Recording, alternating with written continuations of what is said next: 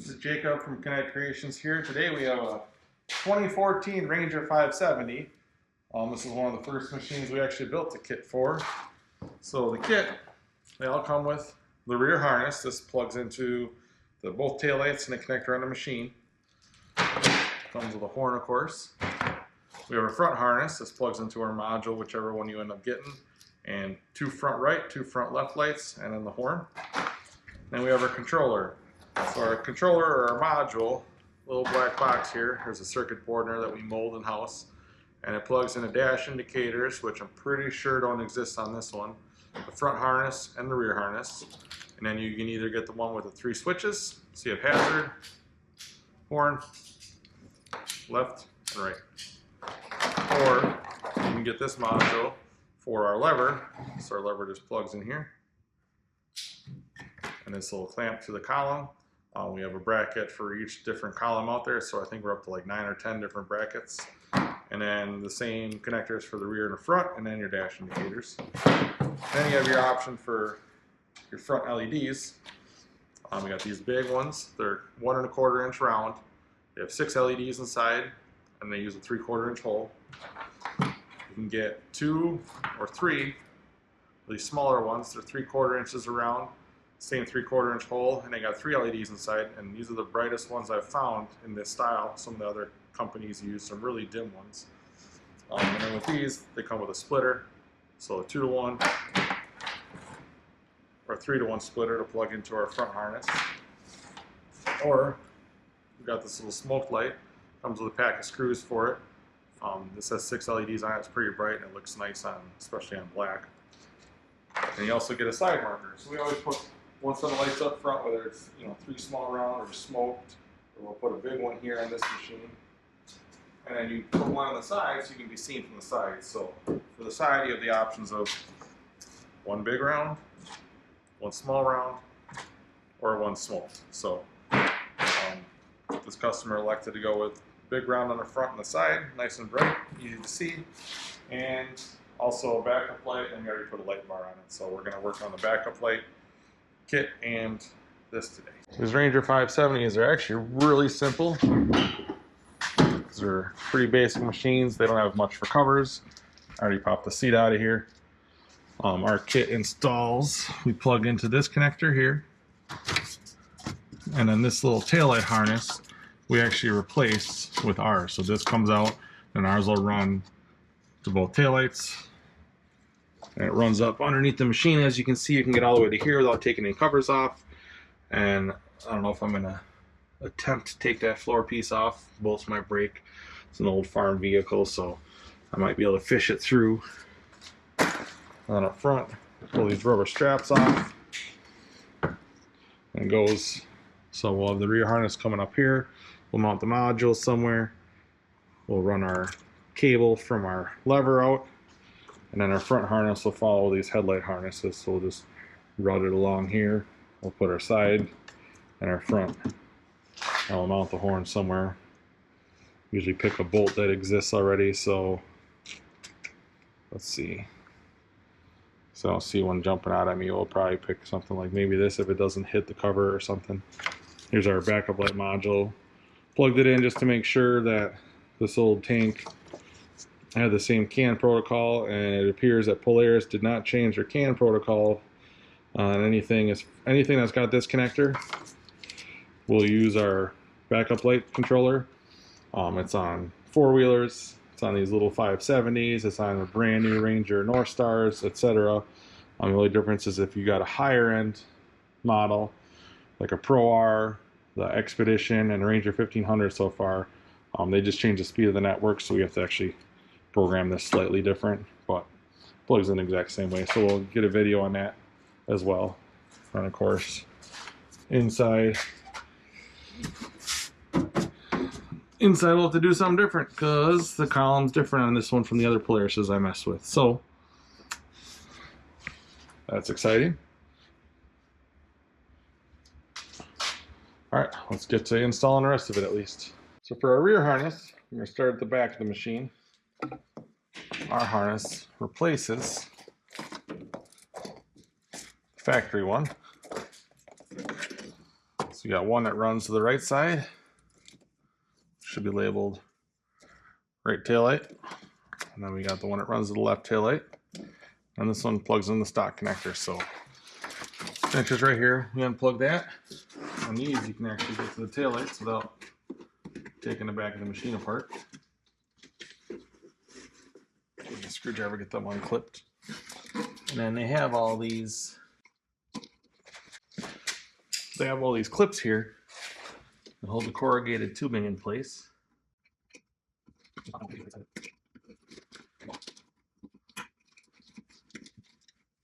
So we'll reuse all the corrugated tubing clips. You might have to pop the taillight off because the clip won't release with the taillight in the way.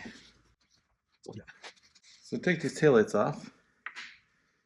These use a Torx T20 torque.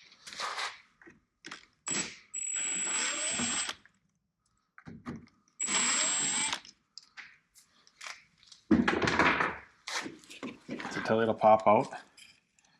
You just pop this connector off. So you pull up on this clip, pull the connector out. We'll save these off to the side. That screw I dropped.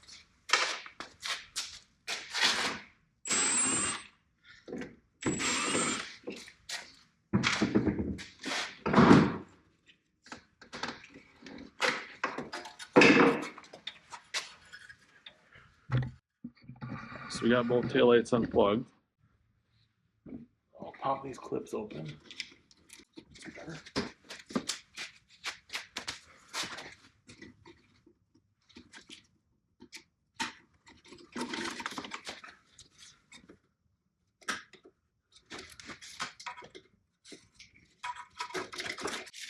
Alright, so we have the factory rear harness out.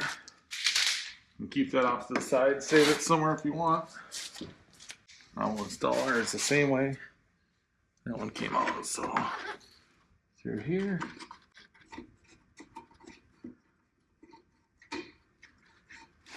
clip there, clip there.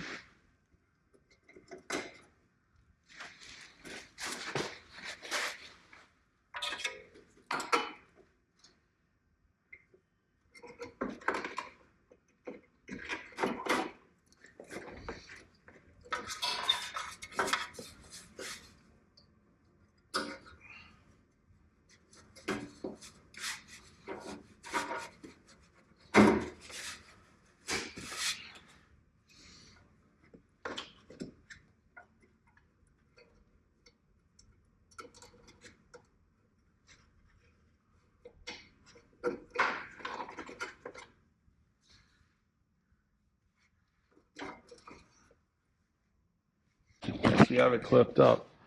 I noticed they did change some dimensions at some point on the 570s I've done before. This connector was on the side here and further back, but our harness is big enough you can just fold it back. As long as you can plug into both taillights, plug into here, you're good to go. So we will put our taillights back in and start running the harness forward.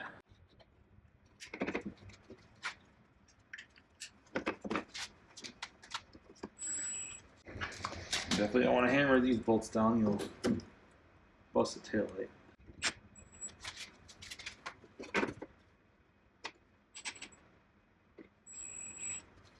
So that in is plugged in. We'll put some zip ties on some of this stuff later. Now we're going to start running this rear harness forward. Our rear harness, we have this jacketed cable made for us for these, made up in northern Wisconsin here. And a lot nicer than any of the corrugated stuff. It slides nice when you're pulling it. Still twists around crap, but that's going to happen no matter what you got. And it's nice because it's very abrasion resistant, so you don't have to worry about it rubbing through very easily. But all we're going to do is we're going to follow the factory harness.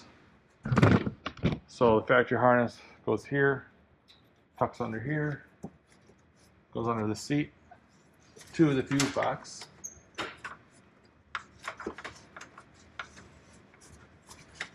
poke the head of it through. Every couple sections or feet that I run it, I always pull it all the way to make sure you don't have anything wrapped in the wrong spot or caught.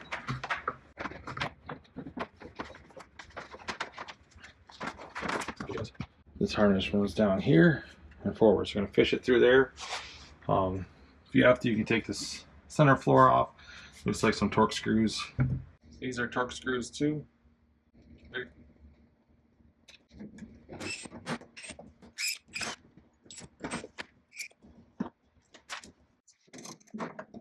So 7 screws total. You got 3 on the driver's side, 3 on the passenger side, and there's another one up in the corner on the passenger side. Alright, so we'll just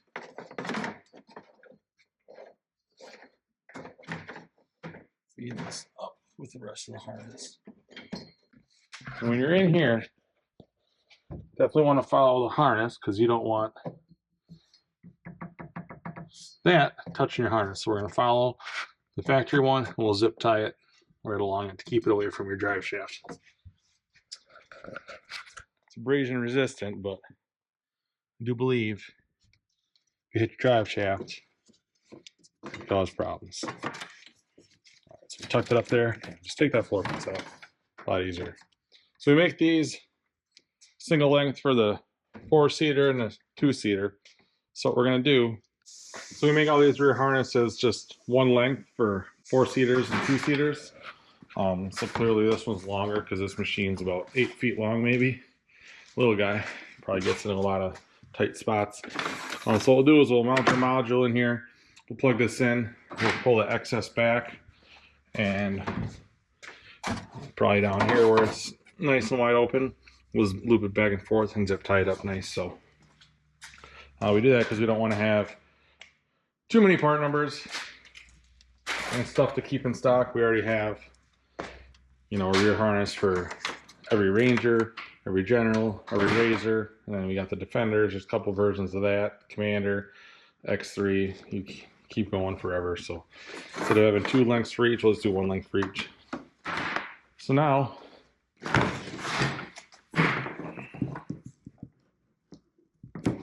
we have a module that simply plugs into the rear.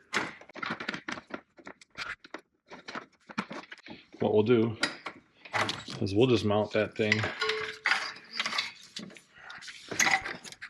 right, I think we'll mount it along this, because this part goes to the lever, and the lever will run in there, and then we'll have this run straight down, and our front harness come out here, and now we'll lay our front harness out.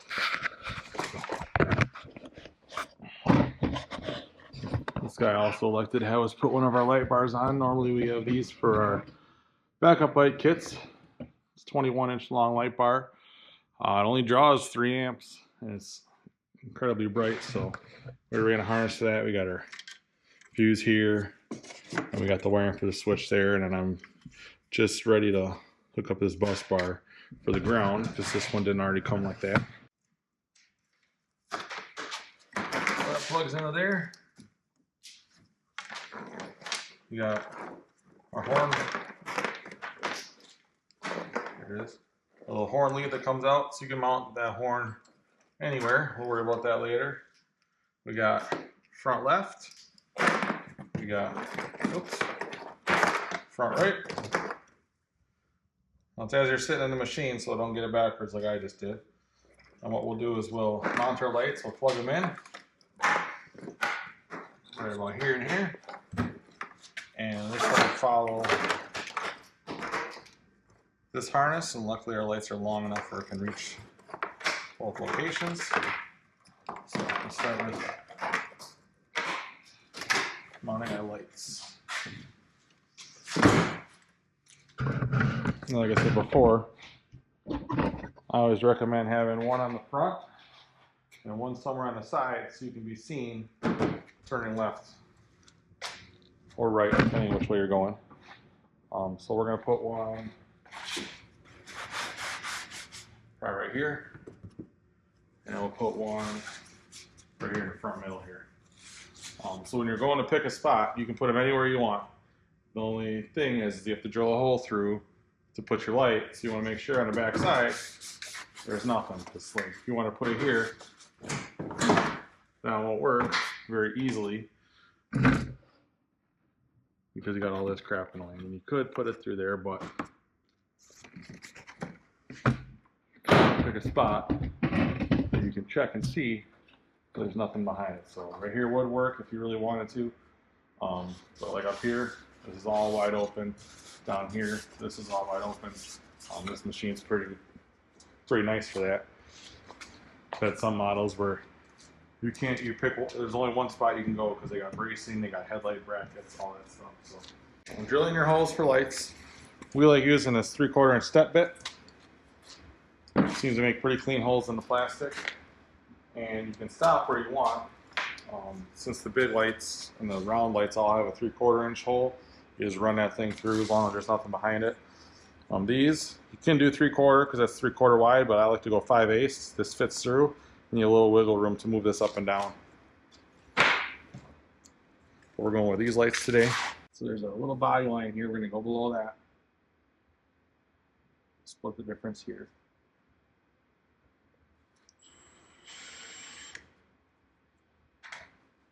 So it's committed to there. I'll take my tape measure. We're going to go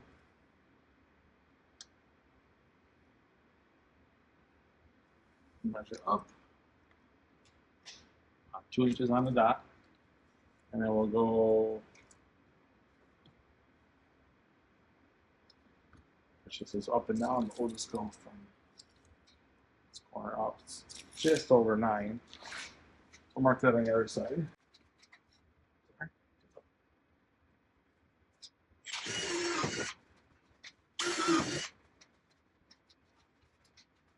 And the front will go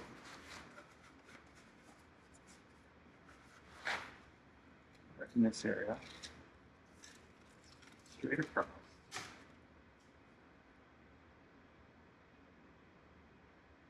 Two, say 7/8. Straight in line with these.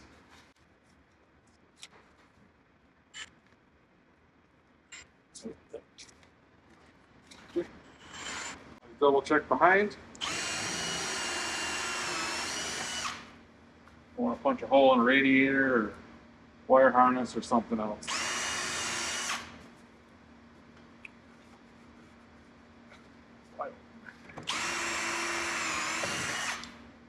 Mount these lights with this rubber grommet.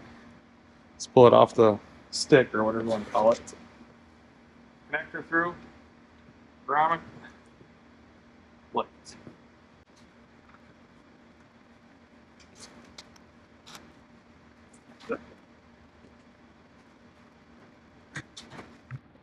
I'll get back on laying out a front harness now that we know where it's ending up.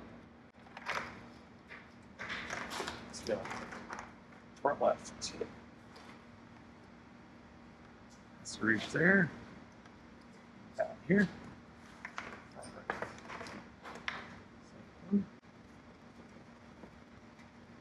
Same thing with these, where our front harnesses are universal, so they fit any non-CF model will get the same front harness.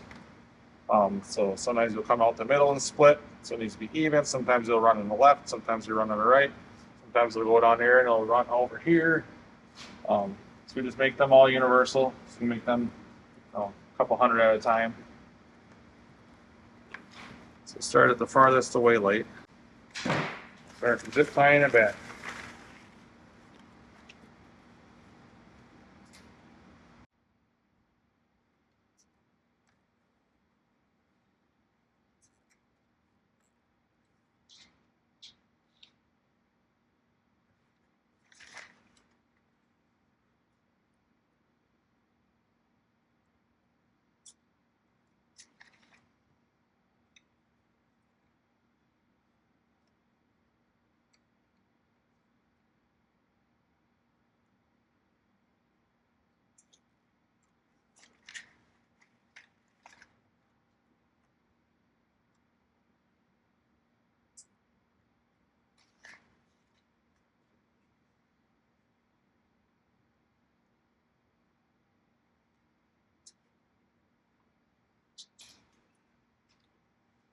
little tight up here, so this module get around in a little difference.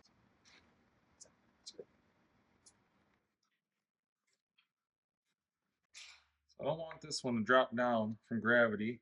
This side it has this looping around. It's got a clip on this part. So what I'm going to do is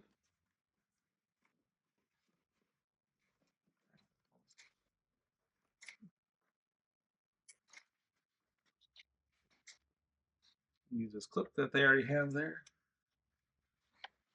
Like I was saying about folding over, this extra loop is long, so we'll do is fold it over.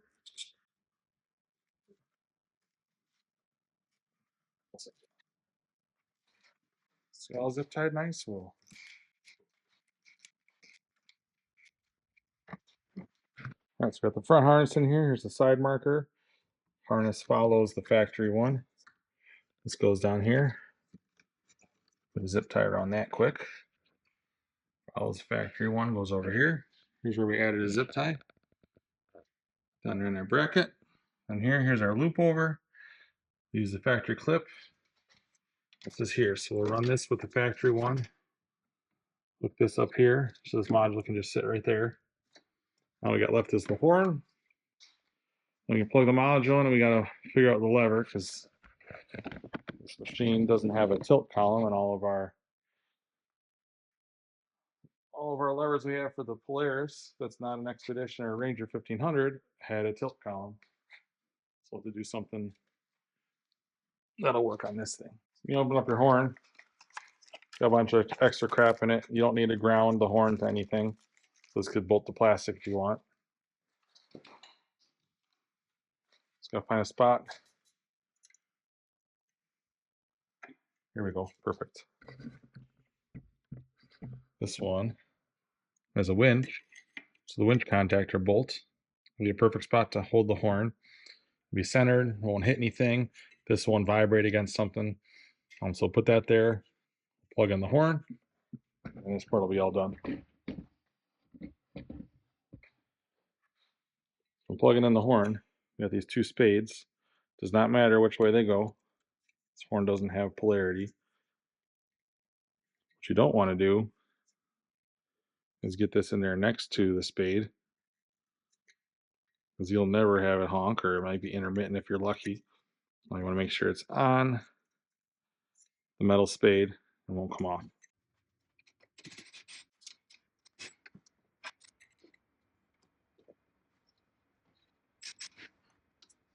So the horn's mounted. We will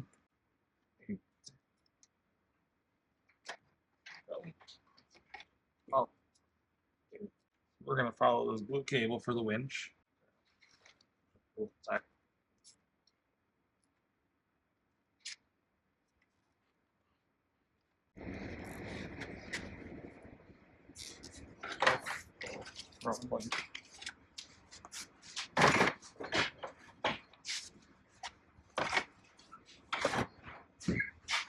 So this harness we're going to run over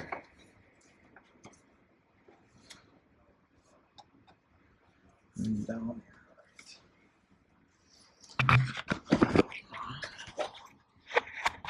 Get some light down there.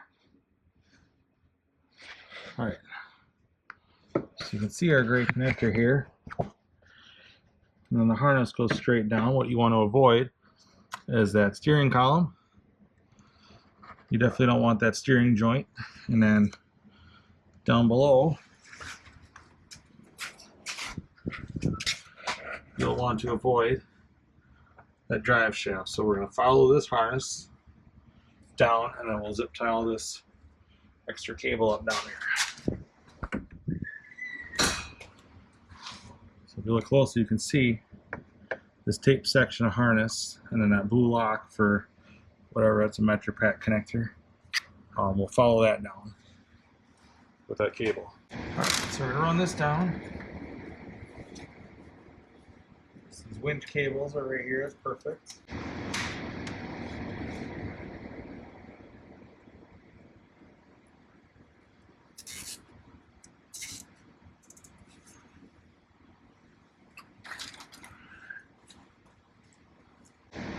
So right now we got this zip tied to these winch cables, and then on the inside I have one zip tie there holding it to that harness. I'm going to hold off on zip tying the rest of it because we do have another harness to run to the back for a light bar. It'll plug into this. Here's our backup light setup. It reads the CAN network, so when you're in reverse, the light comes on. We just have a 2-wire cable.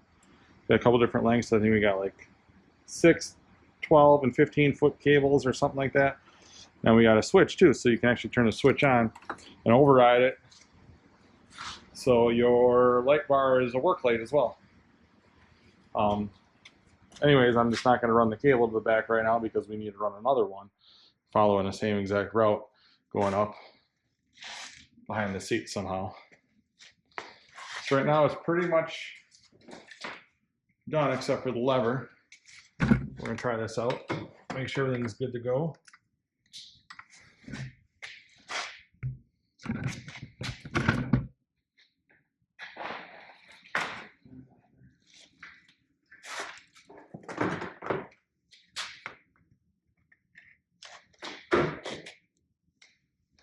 Yeah.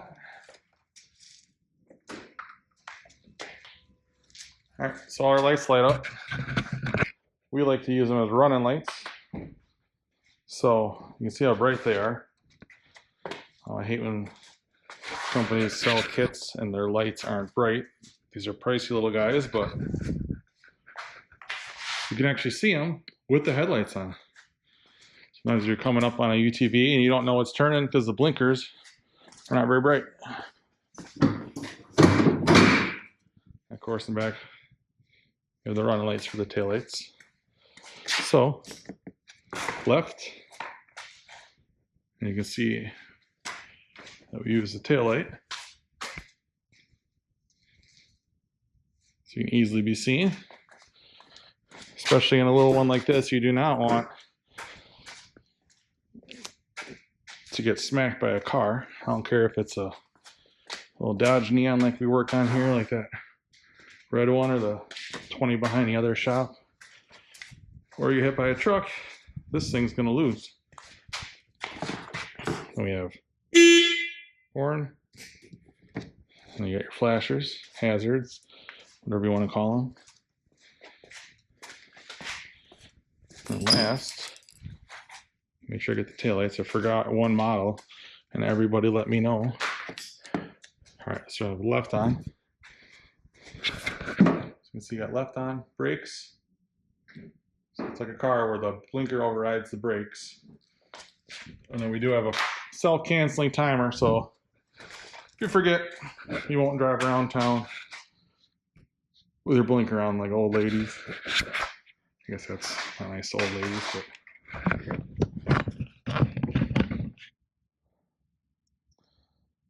so that's good. All we gotta do is make a bracket for the steering column.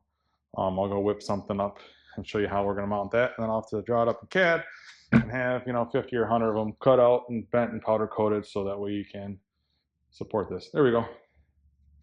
They canceled on their own. You just reset it by flipping the lever.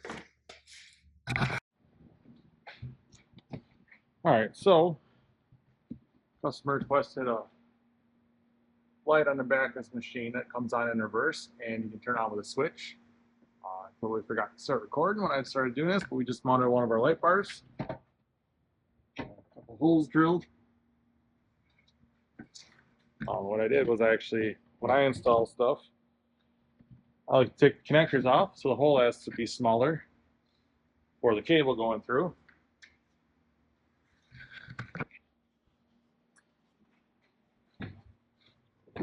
So if we were to just run just the cable, or just the connector through, you need a 5/8 hole. But to fit the cable, I only need a 1/4 inch hole. When it's all said and done, I like to leave a little loop here, so if you're going up and down, the cable doesn't pull on from the light. These are bright little guys. It's 1x6. It draws about 2 amps. It's made by Maxima. Same place we get the big light bar up front from, and all of our ambers. The round ambers all come from there. So now what we got to do, we need to put the connector back on. You can see I took it off. It's a little Deutsch connector, pretty easy to get apart. I'm going to run a cable on the back of the roll cage down.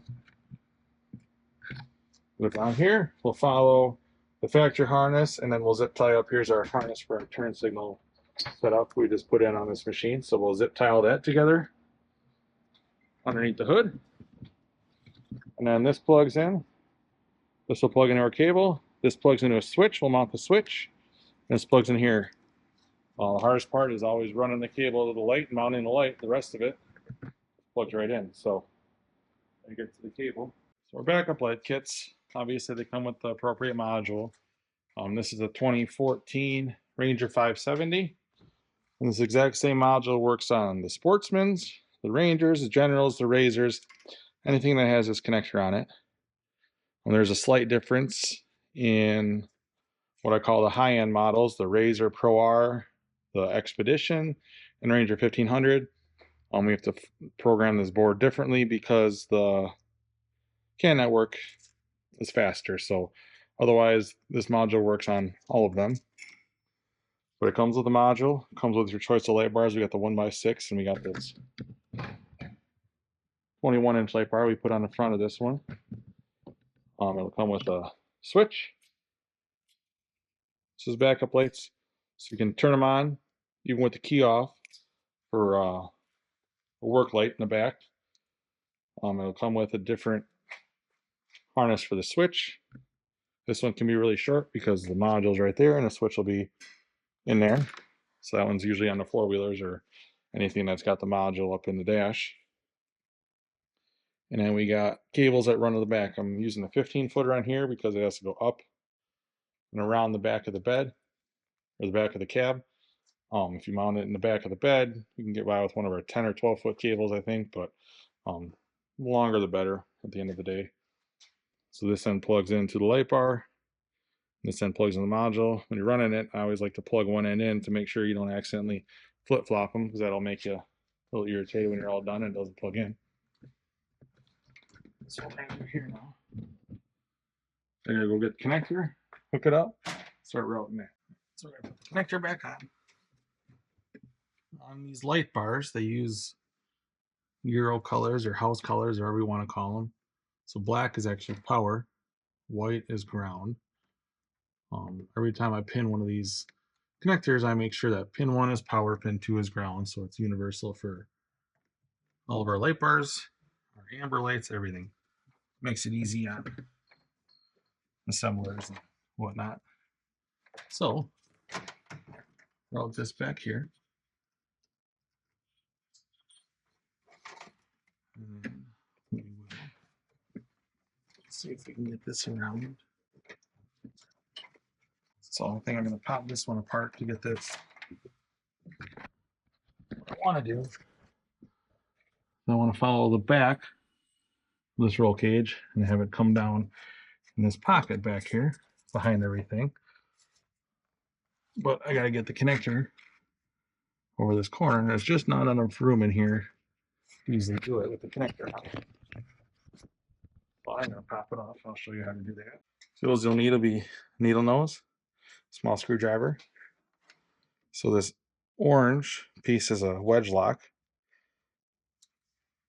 Pulls out like a little Lego. And if you can see in here, it's hard to see, but you get the round pins, and then above the pins there's little fingers that hold it in. So all you gotta do is gently pry up on them while pulling the wires out of the connector. Got one loose. There, they both popped out. The seal comes off the wires, goes back in the connector.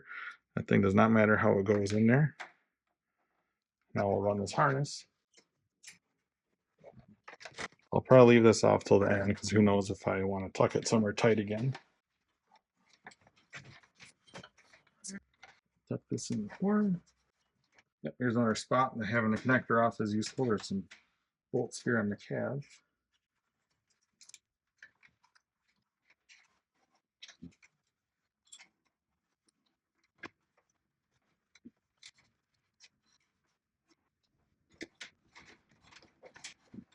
Once again, this cable we have, it's like on our rear harness for our turn signal kits. It's made for us. It's got a nice jacket on it, so it's smooth, abrasion resistant, and it makes pulling really easy when you don't have that corrugated crap or even the braided aluminum you like to use on other harnesses. Yeah, the braided stuff catches on zip ties, bolts. Corrugated stuff's about 3 times thicker than it needs to be. So your harnesses are thicker than they should be, and it's just hard to do it. So we're here, we got this much left. The 15-foot one. Good choice in appearance. Here's the harness there. Perfect. Have a little spare. No. Always double check to match it up, because when it plugs into our module, where's it at? Other one. Purple matches the purple, black matches black. So that's plugged in. We got 2 of the 3 plugged in. Plug in our switch quick, try it out before we cut a hole in the dash. So most of them will come with the connector for these. I don't have any made up that are short, so I'm just using this one. So it'll just snap on. Here's one of them. This one's 12 feet. These are mainly for the Rangers that have the diagnostic plug underneath the seat. So you have to run this here, so they get a shorter light bar cable but longer switch cable. So at the end of the day, we plug this right in the diagnostic port. And then this one's mainly for the 4-wheelers, the Sportsman's.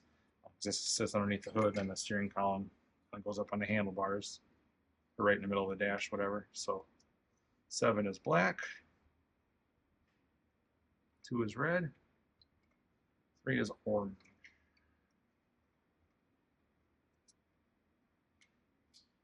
All right, so we'll cut power in here. Pull the lights a little bit.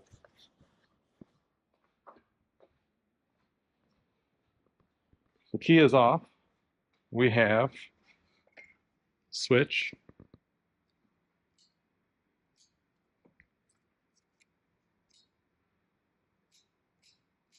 so if you're working back here, it's a farm machine, so I'll probably tip this down a little bit. If you're out at night, need to be working in the brush, or a lot of you take these deer hunting, so if you want to gut a deer, throw it on the back of there, fill it with brush. You don't need your engine running, and this thing will barely make a dent in your battery, because this one draws 2 amps, that one draws 3. Then of course, you flip the switch off, key on, you got park, reverse, neutral, low, high.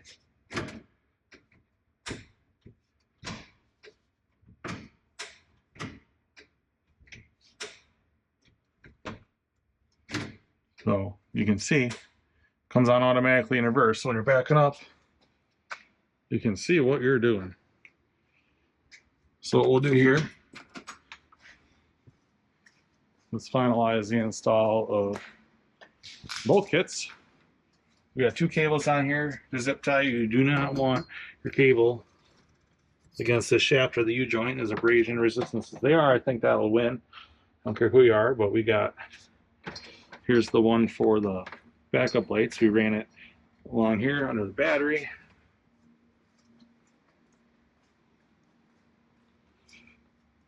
We tucked underneath here where the seat goes. And this is why it was nice having that connector off, as I was able to tuck this thing. I'll have to get this up under the phone. We'll get that in here. It was back there. Tucked back here. I'll throw some zip ties around the back of this cage. You won't even know it was there. So all I got to do is shove this up past the phone. When I yanked on it, it must have popped past. So that's the install of our light bar, we do have 21-inch bar.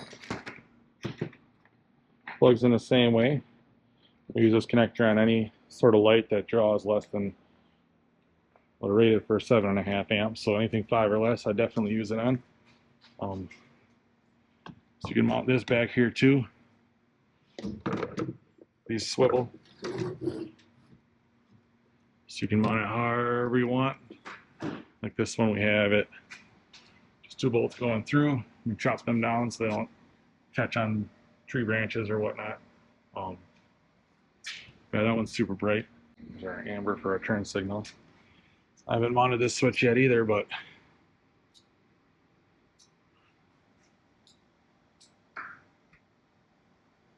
so this is, you can use this for reverse lights too if you want to really see what you're doing. That one, like I said, draws 3 amps, so we'll get all this tidied up and do a little walk around at the end with our front light bar, our backup light bar with switch, and our turn signal kit.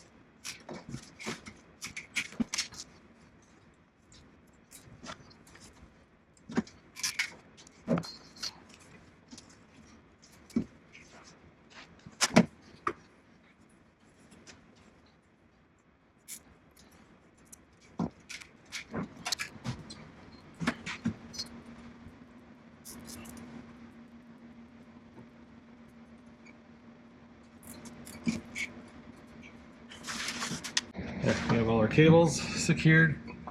A little loop over is done over here to the taillights. Follow in the factory harness. Under here, we got the backup lights zip tied to that. Battery cables.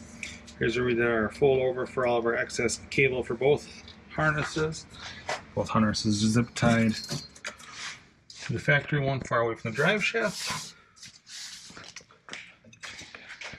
You got them coming up here. We still have to do, this gets tucked away because we don't have dash indicators on this one. This will go to our lever. And here we got this run, and we just have 2 switches to cut a hole in the dashboard. He said he wanted them right here, so cut holes there, and I gotta make a bracket to mount to this because the tilt column doesn't have the shroud, and it's got some bolts here that we wrap around and grab. So we'll just make something out of basically angle iron and mount the column, or mount the lever to it. And then this one will be all done. Alright, so we got everything zip tied. I'll put this cover back in.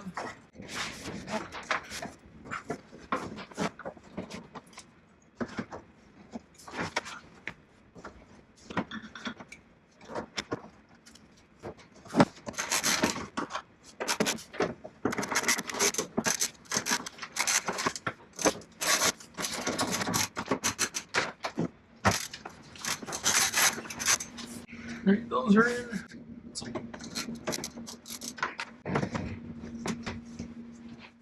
For doing switches, especially if I have more than one, I like using these snap together switch holders. We stock a bunch of them here. They can grow as big as you want, or you can get down to a single one, but I'm just doing two, so I have two outers, no middles. So I'm gonna put them right here. So I need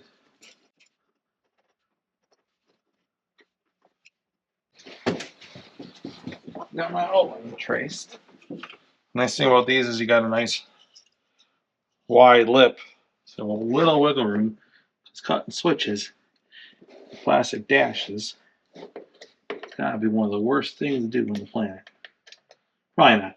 Worst thing to do on these.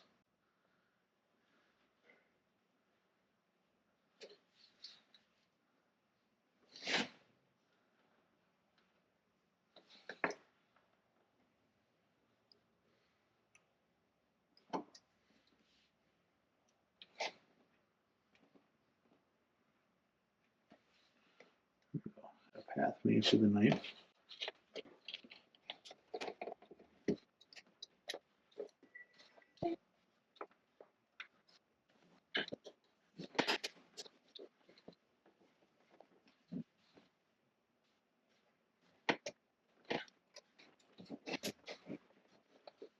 Success. Probably a little tight.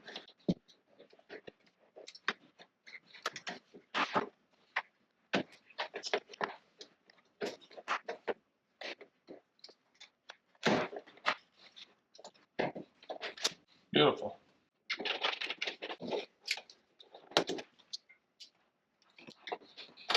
All right, so we got our switch mounted for our backup lights, which work great. And of course, front light. So all I got left on the backup light thing is having the customer adjust where he wants it at. All right, we're gonna install the lever on this Ranger 570. Came up with a bracket. Actually ended up taking one from a Ranger Expedition, cutting it off, drilling some holes. Found the edges. I'll throw some nail polish on this one. But basically, we're gonna mount it to the steering column with some spacers, and then we got these self-tapping screws. I'll probably get a different style, a little shorter for the production ones. What we'll do is pre-drill a hole, like a 1/16 inch pilot hole, then these start in real quick. These will go in easy for me because I already mounted it, made sure everything fit the way I wanted it to. Get that one started.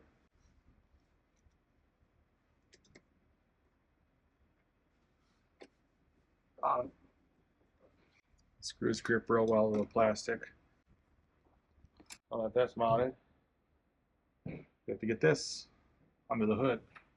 So we'll drill a hole back here, the size of this cable. I'm going to pop this connector out, but you can do however you want. We'll run that through. Alright, so I got a drill bit, 3/8, which will match the label in the clear. It'll also make it nice. If it's the exact size, you won't have a curve to it. So we'll have it in there at an angle. And I was looking in here to make sure. So up here is where it's going to come through. But ideally we'll have it above this bracket. Because below it is your steering U-joint. So if you go in the top corner, you feel in there it's hard to see. I'll show you kind of where it goes. That bracket runs here. So we're going to put this cable going in about here. So what we're going to do, slowly but surely drill a hole. I know it's going to be hard to be able to see, but right in there, the bottom is that brace. So we can get on top of the brace, guarantee we're away from the steering column. Now to get this through, I'm going to take this connector off. You don't have to. You can drill a bigger hole, shove this through, fill it with RTV, leave it open, get a grommet, whatever you want to do. The cable's just under 3/8 thick. We'll take the connector off, pull out the orange lock with a pair of needle nose. And inside of here, there's little fingers that hold the pins in. You want to make sure you match up the colors. So you got pin 1 is red, 2 is yellow, 3 is green, 4 is black. On this connector it goes 1, 2, 3, 4. It's got numbers on it. They're kind of hard to see, so you got to get them in the right light. It goes red, yellow, green, black. So I'll pop the pins out. And it's putting gentle pressure on the connector up while I pull on the cable. And each one pops out. You pull this orange seal off. Now you can stick the cable through.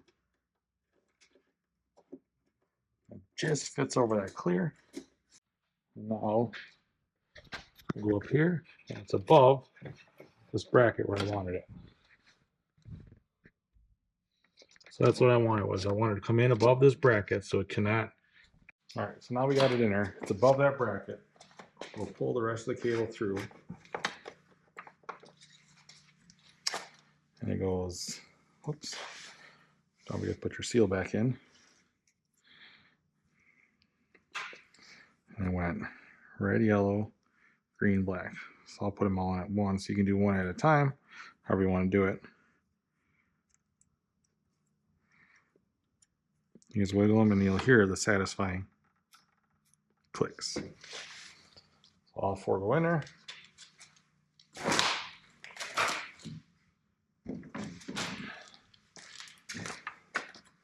Wedge lock snaps in, and this we will route with some of our other wiring.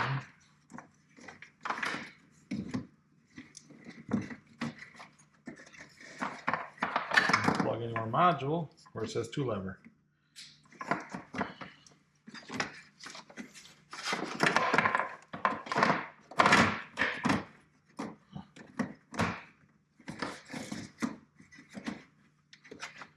Zip tie that up, zip tie this down, cut our zip ties off, and we're done.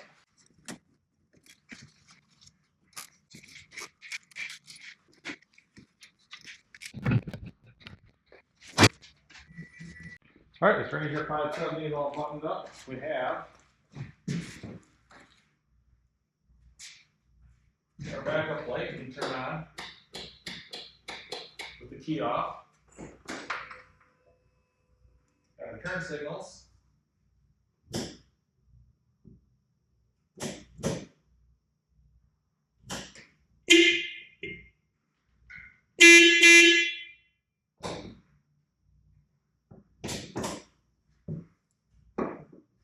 Brake lights.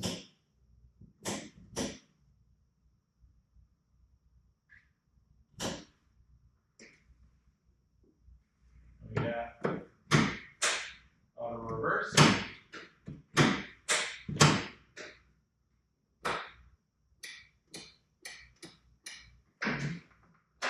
All right, now that I got everything else done, we need to put in our harness for the dash indicators.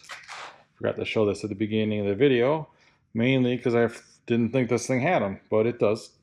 So you're going to find the dash connector. It's right in the middle.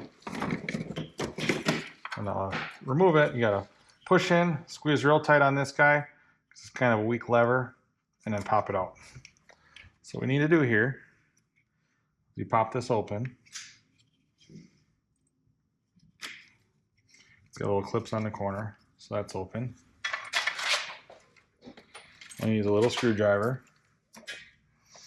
What you gotta do is these blue cavity plugs, you gotta take 2 of them out. Pin 6 and 7. It's labeled 1 through 8 every single spot. So you can pop out 6 and pop out 7. Well, you got them out. You gotta take this lock off. And the sides, these little white clips, just push it in, lock pops off. Push it in, lock pops off. So don't lose that. You'll need that later. Our harness has the pins on it already. They're labeled 6 and 7. Put them in, pin 6, pin 7. Now where they go in, you want to make sure they're even and straight with the rest of them. So you push it in too far, you want to pry gently on this white tab, push it out. So you want them sitting there nice and straight. And you put the lock back on. It only goes one way. It's got some slots in the corners. So if you have it on backwards, it won't go. So just flip it around. You have to push a pin or two to line up in the holes. There you go. It clips on. The harness will come out the same side as the factory one. It's got these holes in it. We'll plug that back in. This one's got a heater box in there. There's a bunch of crap in the way. Alright, now this end goes to our module. We have this other 3-way connector. Plug that in. Now, give it the old test and zip tie it.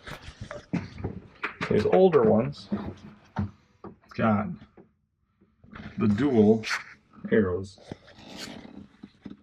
So what it does, when you go left, they both flash.